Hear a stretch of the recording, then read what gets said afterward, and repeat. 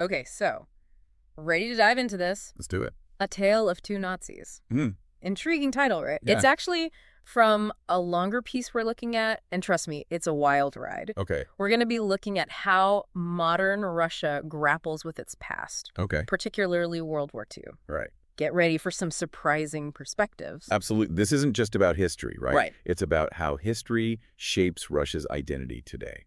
And the author really digs into that right away. Like, right off the bat, they're tackling this heavy term, denazification, and arguing that its meaning has become really slippery in modern times. Like, Yeah. they say today's neo-Nazis are a far cry from the historical reality of Nazi Germany. Yeah. What did you make of that argument? Well, it's a bold claim, but the author backs it up by highlighting kind of this historical irony. Okay. They argue that many modern neo-Nazis, with their various beliefs, they wouldn't even have been accepted by, like, the Nazi ideology of the 1930s and 40s. Wow. In fact, they suggest many would have been targeted by the regime themselves. That's a powerful thought. Yeah. Almost like the word Nazi has been, stretched so far from its original meaning that it's lost some of its precision. Right. And the author really drives this point home, I think, by comparing how both Putin and Western liberals use the term.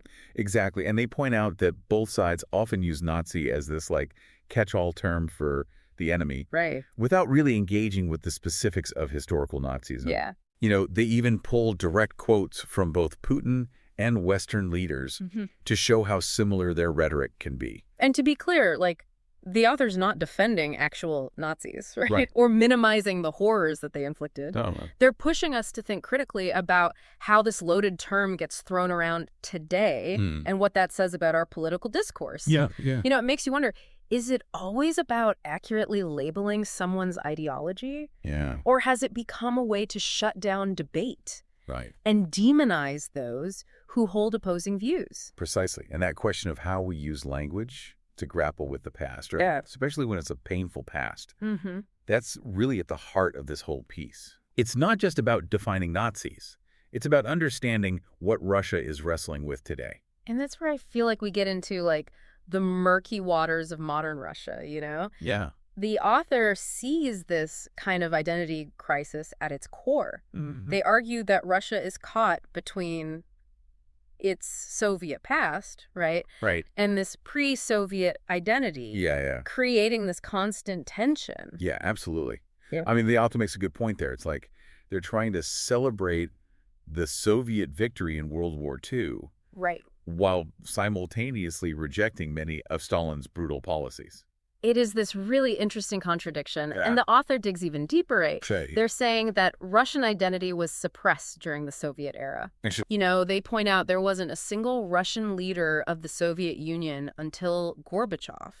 It was like the whole country was being, held back from fully expressing itself. Well, and it's fascinating to think about Gorbachev's background in this context. Yeah. The source material mentions that his family suffered under the Soviet famines. Right?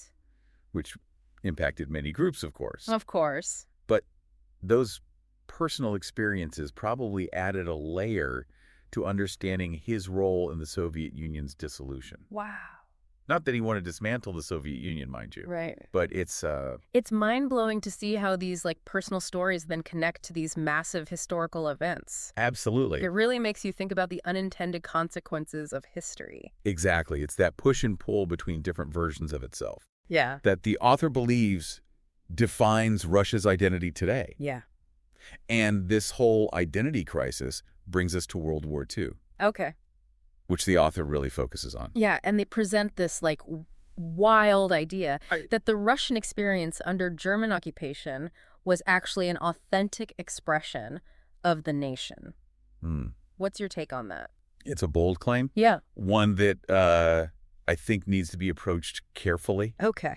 It's important to note that this is the author's perspective, Yeah. not necessarily a historical consensus. It's definitely provocative. Yeah. And the author backs it up with some compelling details. Okay. They talk about how in certain areas occupied by the Germans, Right. churches that had been closed under Soviet rule were allowed to reopen.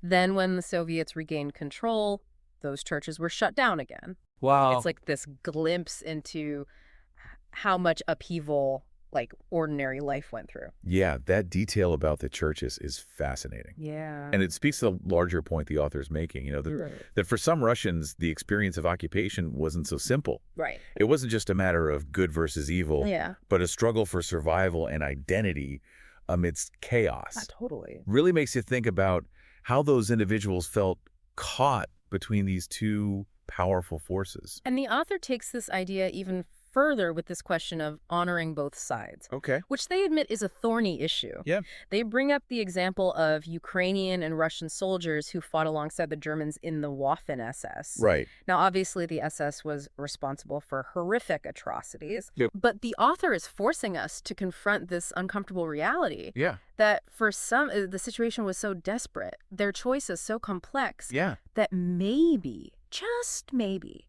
there's room for nuance, even in the face of such evil. It's a challenging concept to wrap your head around, for sure. Yeah. It's not about condoning what happened, Right. but rather trying to understand the impossible choices people faced in those extraordinary circumstances. And it goes back to that idea of a nation grappling with its own past, trying to make sense of these different narratives. Absolutely. And to get at that, the author digs into this even further by contrasting these two iconic figures, Georgy Zhukov, the celebrated Soviet war hero, and then Andrei Vlasov, the Russian general who collaborated with the Nazis. It's like they're holding up these two men as mirrors reflecting Russia's internal struggle. It's a brilliant comparison. Yeah. Zhukov, the loyal Soviet soldier, embodies that official narrative of Russian strength and resilience.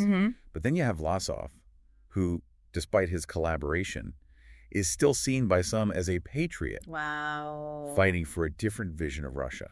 And what I find heartbreaking is how the author portrays Zhukov. Yeah. Despite being this decorated war hero, even he couldn't escape the complexities of this historical tug of war. Right. The author highlights how Zhukov, a devout Christian, was denied an Orthodox funeral because of his ties to the Soviet state.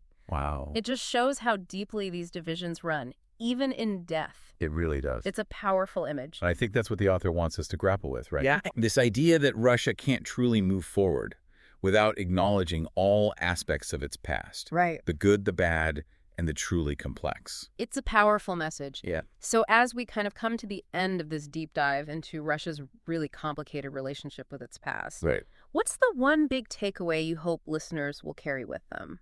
I think the author challenges us to look beyond simplistic narratives Okay. and engage with the messy, often contradictory realities of history. Mm-hmm. They remind us that every nation, every individual carries these complexities within them. Yeah. And it's in understanding those complexities, not shying away from them, that we can truly understand the present and move forward with a clearer vision of the future. Because ultimately, these aren't just historical events, they're echoes that reverberate through generations.